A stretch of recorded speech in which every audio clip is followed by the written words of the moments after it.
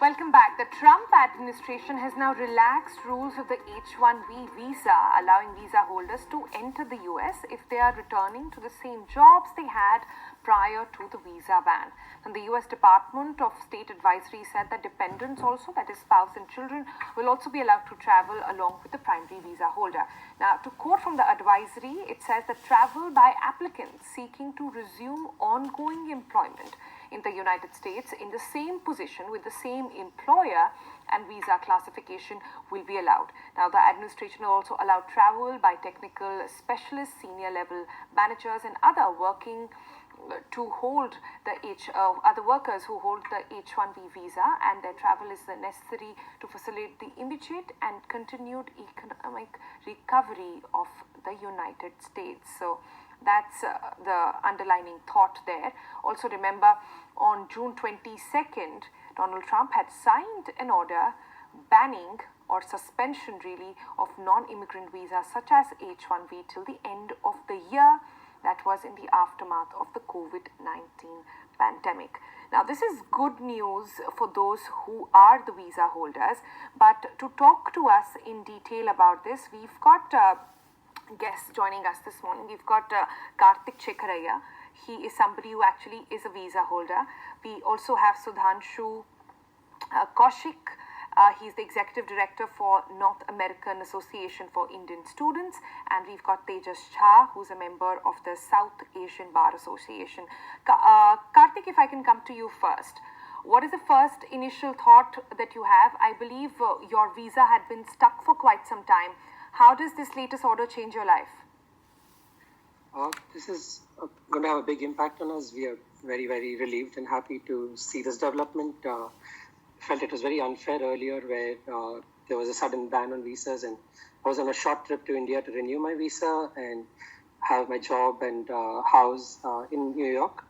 And, to suddenly find out that we can't go back for 9 months, total felt devastating that we're going to be stuck here. And it's also impacting my work since I have to work with most of my US teammates, and because of the time zone difference, it was having a really big impact. And just being stuck, outside your house for this long when you're prepared to, go out for 3 weeks was really hard to, digest. But this is this new change is a big relief for us, and hopefully, this means we can get the visas and return back home pretty soon. Right. Tejas, your first thoughts? Well, I think that this is a good development, but I will also say that it's incomplete, right? Because, frankly, I think that this development is really a response to lawsuits that have been filed against the Trump administration.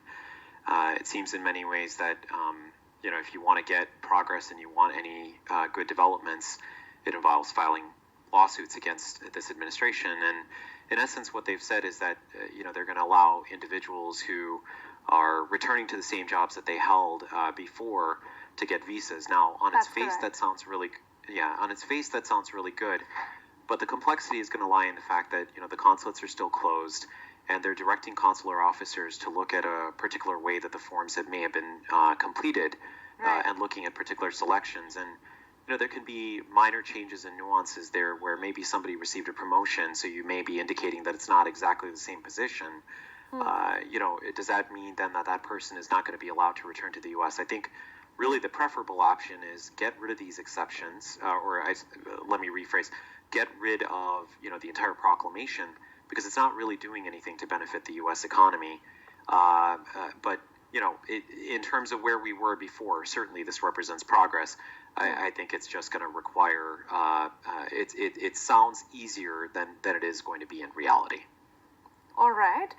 Let me bring in Sudhanshu now on this. Sudhanshu, the fact that the administration is saying, so any travel necessary to facilitate the immediate and continued economic recovery of the United States, how does that make the visa holders feel?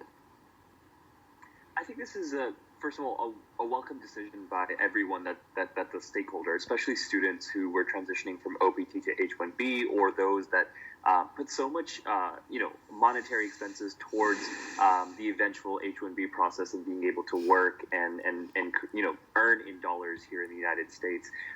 But one thing is for sure that Tejas was hinting on is, if you want a response, a morally conscious response from this administration, not only do you have to file a legal suit against them, but I think everything has a political agenda, and what the political ramifications are. And, as someone who is... Go ahead. We can hear you. Go ahead. Can you hear me? Yeah. I'm sorry. As someone in terms of what are the political ramifications, and as a non-legal expert, I'm begged to ask, and people are asking, is why now, after creating so much upheaval and havoc, and not just H-1B visa holders, but student lives. There have been so many students who completely changed their life path and course of what they were going to be doing past this, when this immigration bill was passed. And now, I'm questioned to ask is, are there any political ramifications? Is it that, they've realized this might, hurt the administration's chances of being reelected? Is this, something that has to do with the recent announcement of Kamala Harris, who is a Tamil Brahmin, Indian American, South Asian American, to be nominated in the Democratic vice presidential ticket? So it just begs the question: is everything a political agenda at the end of the day, or is there some sort of stream of consciousness that goes in to make sense to us as immigrants? It doesn't make sense to us. Totally understand your sentiment. Just to keep politics aside, though, for some time, and this news has just come in, so just keeping it completely informational. They just come to us on anybody who's watching right now. What is the first step that people can do at this point after the announcement of the order? Well, I think the first thing that they want to do is that they want to talk to, whoever they may have worked with for their H-1B to determine if, their renewal, their application clearly falls into the categories, one of the exceptions that's been identified here. That may be very clear in certain circumstances. In certain other circumstances, it may be unclear. But regardless, if there's a chance that the person qualifies for one of these exceptions, the next step should be to try to get what's called an emergency appointment from the consulates, because remember that the U.S. consulates in India, by and large, remain closed, as they do all over the world because of COVID-19. Now, the facility to get an appointment with the consulate for a visa, you have to be able to justify, why it's an emergent need. And by its very definition, they're not going to give every person the opportunity to get a visa. So you have to sort of show that there's an initial sort of threshold that's been met to justify getting that appointment. So that's one of the hurdles. And unfortunately, because a lot of this, it's a little bit like that old saying of a plane that's being built in the sky as you're flying. It feels to us as immigration lawyers that that's kind of what it's like. Every day there's new information. The State Department seems to be sort of figuring out, okay, this isn't working so well, so let's try something else. That's sort of what's happening here. And so getting information and communicating with the State Department is never easy, not even in the best of times, and particularly now. So for those people in India who are on H-1Bs and are desperately trying to come back to the U.S., my number one piece of advice is be persistent, and continue being persistent, because that's really going to be one of the most important ways that you can get your story out in front of the consulate. Use the media if you need to. Use your congressional representative's office in the United States. Make sure you have legal counsel fighting for you, because it's going to take all of that to really kind of navigate the bureaucracy and hopefully get yourself back in the U.S. right now.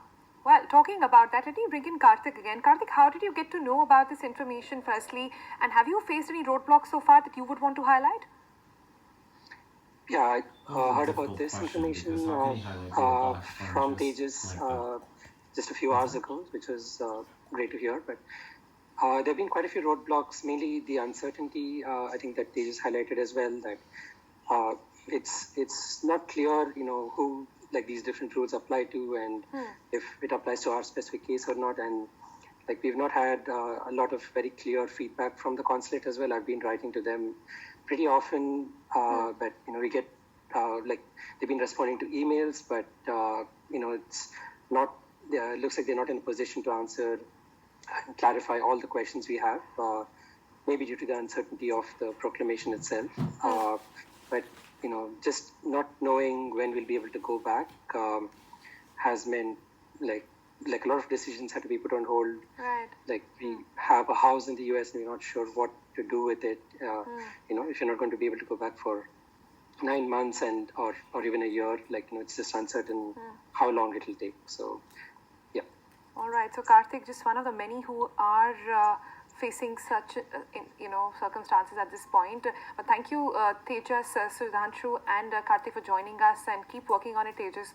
And as more and more people are now trying to find out and trying to get out of uncertainty at this moment. With that, we're going to slip into a break. On the other side, we bring you the latest on what